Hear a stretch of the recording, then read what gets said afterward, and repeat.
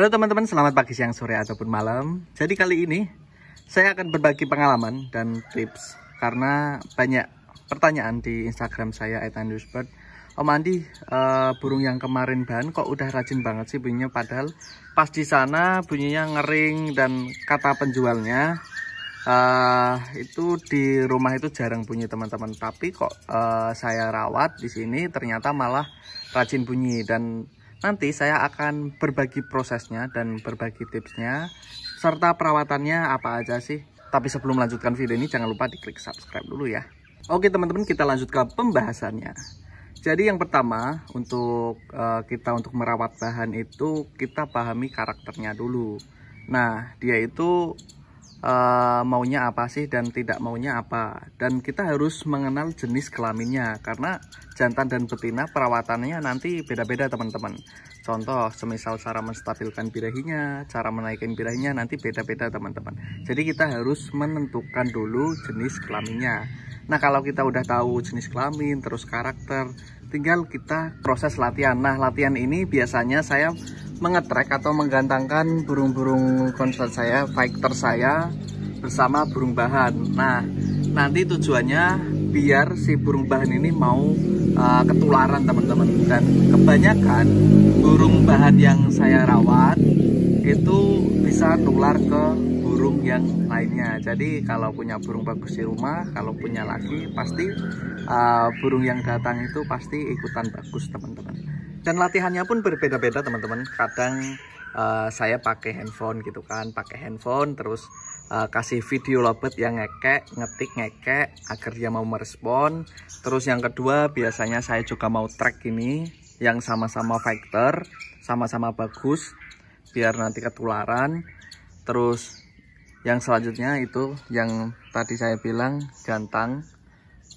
Terus yang selanjutnya kita bisa goda-goda, bisa pakai tangan, bisa pakai geberan bibir, siulan, dan lain-lain.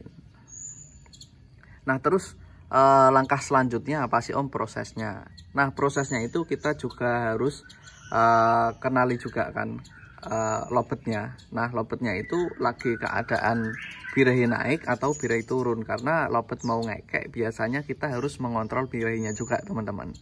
Nah apabila lobet kita tahu kalau lobet yang kita punya itu kok kalau tinggi dia nggak mau bunyi, kalau dia birahinya rendah kok dia mau bunyi, ya udah kita setting rendah aja. Tapi kalau kebalikannya, kalau dia settingan tinggi dia mau bunyi dan settingan rendah dia nggak mau bunyi, kita setting yang tinggi. Nah kebetulan lobet saya ini kalau ditinggiin dia nggak mau dan dia malas bunyi.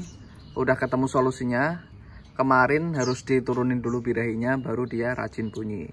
Bahkan hampir konslet dari gayanya, terus rajinnya juga, tapi belum keluar dobelannya.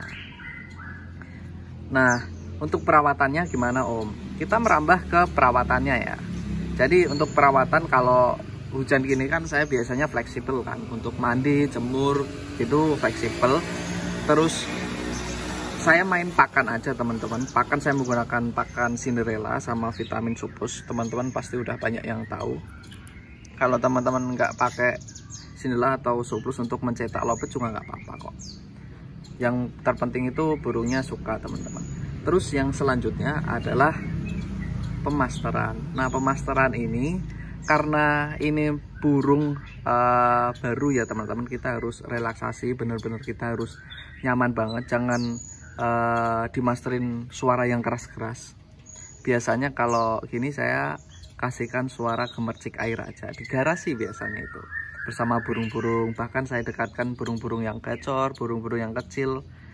Kalau berisik itu biasanya lobet rajin bunyi. Nah dan biasanya lobet ngeriwik kan. Nah dari situ dia belajar mau rajin untuk bunyi teman-teman.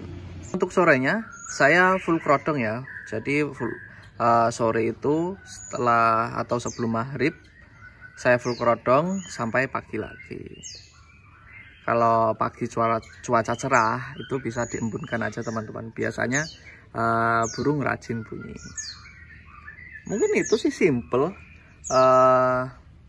perawatan saya ini. Yang terpenting ya kita harus pahami dulu ya karakternya, terus jenis kelaminnya, terus kita harus menyesuaikan juga pakannya, pengen pakan yang kenceng atau pakan settingan yang rendah, biar kita enak teman-teman untuk men-setting burung lovebird. Oke, mungkin itu aja ya sharing saya kali ini. Jangan lupa setelah menonton video ini diklik like, komen, dan subscribe, dan jangan lupa dibagikan ke teman-teman ya. Oke, setelah ini kita coba lihat aksinya ya.